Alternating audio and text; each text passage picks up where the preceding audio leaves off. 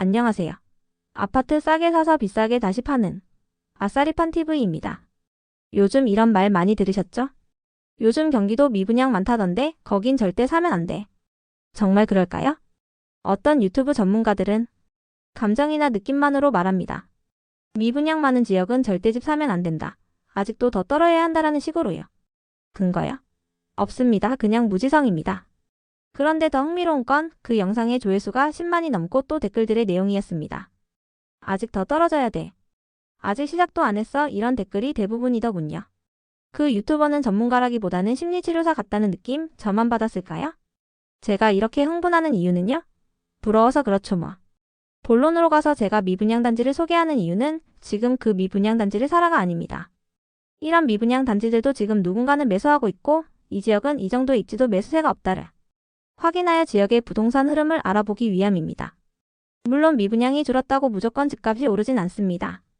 당연히 금리, 입주 물량, 미분양 수량, 거래량, 지역 호재 이런 요소들이 복합적으로 작용하겠지만 그런 심리가 복합적으로 반영된 미분양 데이터를 매월 모니터링한다면 부동산 흐름의 감을 잡는 데 무조건 도움이 되실 겁니다. 아파트 가격은 감이 아니라 데이터로 움직이기 때문에 오늘 미분양 단지 소개 전에 왜 매월 미분양 데이터를 모니터링해야 하는지 먼저 보여드리겠습니다. 지금 보고 계신 이 그래프는 경기도의 미분양 세대수와 매매지수 즉 집값의 흐름을 한눈에 보여줍니다. 보시면 미분양이 줄었던 2004년, 2014년, 2016년을 시작하여 지속적 미분양이 줄어드는 시기에 검정색의 매매지수는 상승하게 되는 것을 볼 수 있습니다. 반대로 빨간색의 화살표인 미분양이 증가하는 시기인 2008년 구간, 2022년 구간에서는 검정색 화살표인 매매지수는 하락 또는 보합인 것을 확인할 수 있습니다. 이와 같이 미분양의 흐름을 매월 체크한다면 여러분들이 적어도 가격의 흐름을 스스로 예측하는 데 도움이 되시지 않을까 생각하여 매월 첫 주에 경기도 미분양 데이터 리뷰 영상을 올릴 계획을 세우게 되었습니다.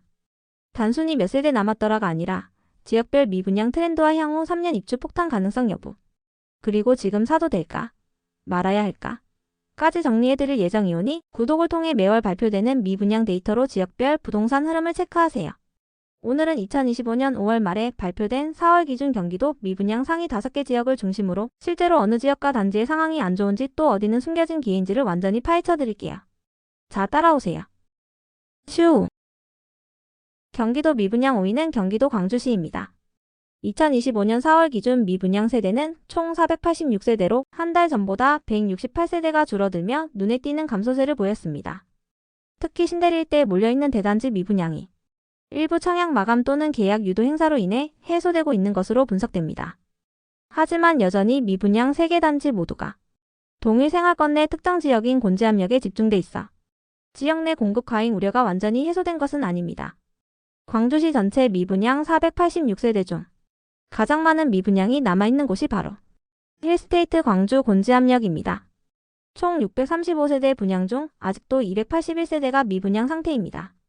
이 단지는 곤지암역 역세권 입지를 내세우며 서울 접근성을 강조한 브랜드 대단지이지만 전용 84제곱미터의 분양가가 6억 초반대로 고분양가 논란으로 미분양되었으며 현재는 이미지와 같이 선착순 동지적 및 계약금 할인 행사 등을 하고 있습니다.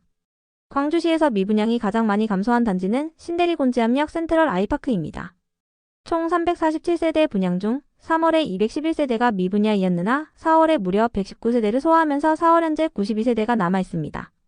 광주시의 향후 입주 물량을 보겠습니다. 광주시의 입주 물량 평균은 1870세대이며 26년, 27년 입주 물량은 평균 입주 수량과 비슷합니다. 인허가 받았지만 분양 미정인 물량도 1071세대 밖에 없는 상태라 경기도 광주시는 아파트 입주 물량의 수급 측면에서는 타 지역보다 좋아하다고 생각됩니다. 따라서 먼저 회복한 상급지를 모니터링해서 아직 회복 못한 상급지 또는 이후에 상승할 중급지를 눈여겨보면 좋을 듯합니다. 4월에 제가 광주시 부동산 흐름 분석 영상을 업로드했었는데 6월에는 2달이 지난 시점에 부동산 흐름을 짚어보는 영상을 제작하려고 하오니 많은 관심 바랍니다. 경기도 미분양 4위 김포시입니다. 2025년 4월 기준 미분양은 709세대로 3월달 대비 492세대가 증가한 수치이고 2024년부터 꾸준히 감소하다 492세대가 급증한 상태입니다. 이번 미분양 급증은 사실상 한 단지에서 대부분 발생했습니다. 바로 풍무역 롯데캐슬 시그니처 단지인데요. 4월에만 501세대의 미분양이 한꺼번에 신규 등록된 겁니다. 분양 당시 입지 평가나 브랜드 파워는 나쁘지 않았지만 분양가 부담, 중도금 이자 부담, 그리고 5호선 연장 등 교통 호재의 불확실성으로 인해 실수요자들의 반응이 예상보다 훨씬 보수적이었던 것으로 보입니다. 김포시의 입주 물량도 눈여겨봐야 합니다. 2025년, 26년까지는 입주 물량이 거의 없는 상태지만 2027과 28년에는 대규모 공급이 예고되어 있습니다. 특히 2028년 한 해에만 6,986세대, 그중 3,200세대 이상이 아직 분양도 확정되지 않은 상태, 즉 미정 물량으로 대기 중입니다. 예정된 분양 물량까지 포함하면 김포시 전체 공급 대기 물량은 5,589세대에 달합니다. 지금 김포는 미분양이 단기 급증한 상황이고 이게 일시적인 현상인지 혹은 본격적인 수요 이탈 신호인지 조심스럽게 관찰해야 할 시기입니다. 실거주자라면 브랜드가 약하거나 가격 부담이 큰 단지보다는 상대적으로 실거주 선호도가 높은 안정단지를 선별할 필요가 있고, 투자 목적이라면 2028년 공급 폭탄 시점에 실제로 얼마나 분양이 실행될지 그 시기에 전세 수급과 매매 수요를 꼼꼼히 따져보는 전략이 필요합니다. 경기도 미분양 3위 바로 이천시입니다. 2025년 4월 기준 미분양 세대는 총 1,531세대. 전달인 3월보다 79세대 줄었지만 여전히 높은 수준을 유지하고 있습니다. 특히 주목할 점은 이천시의 미분양이 단기적으로 급증했다는 점입니다. 2023년 중반까지만 해도 미분양이 1,000세대 이하였지만 2024년 9월 이후 1,500세대 이상으로 상승했고 2025년 1월에는 1,911세대까지 도달하며 정점을 찍었습니다. 이러한 상승세는 안흥동, 송정동, 부바릅 등에서 진행된 대규모 신규 분양 단지에서 분양률이 저조했던 영향이 컸습니다. 여전히 안흥동 롯데캐슬 센트럴 페라즈 스카이와 부바르 부발역 에피트 단지는 수백 세대의 미분양을 안고 있습니다. 이천시 전체 미분양 중 가장 많은 물량, 바로 이곳 롯데캐슬 센트럴 페라즈 스카이입니다. 현재 남은 미분양은 무려 618세대. 단일 단지로는 이천시의 최대 규모죠. 위치는 안흥동. 언뜻 보면 이천시 중심 생활권에 자리 잡은 듯 보이지만 실제로는 학교, 이마트, 의료시설 등 실생활 인프라 접근성이 생각보다 좋지 않습니다. 문제는 그뿐만이 아닙니다. 브랜드 단지임에도 불구하고 실수요자 입장에서는 애매한 입지죠. 가격도 걸림돌입니다.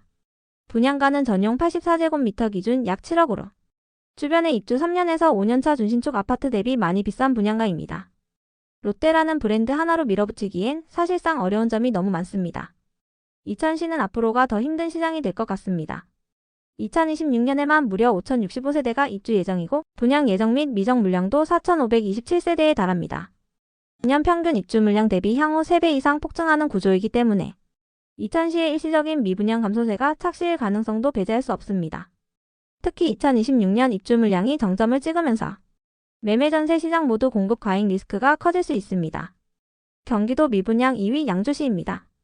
25년 4월 기준 양주시의 미분양 주택수는 무려 1,722세대로 3월에 1,000세대 이상 급증 후 4월엔 115세대가 감소한 상태입니다.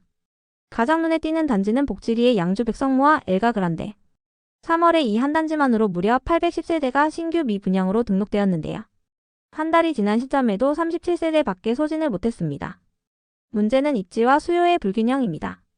GTX시와 무관한 백서급 외곽에 위치한 이 단지는 생활 인프라나 교통망에서도 경쟁력이 떨어지며 일군 브랜드가 아닌 점도 수요자 이탈을 가속화시킨 원인입니다. 분양가는 전용 84제곱미터 기준 4억 중후반대로 양주 외곽 입지치곤 부담스럽다는 평가가 많습니다. 덕계역 한신 더유 포레스트 역시 미분양이 314세대가 남아서 미분양이 높은 상태입니다.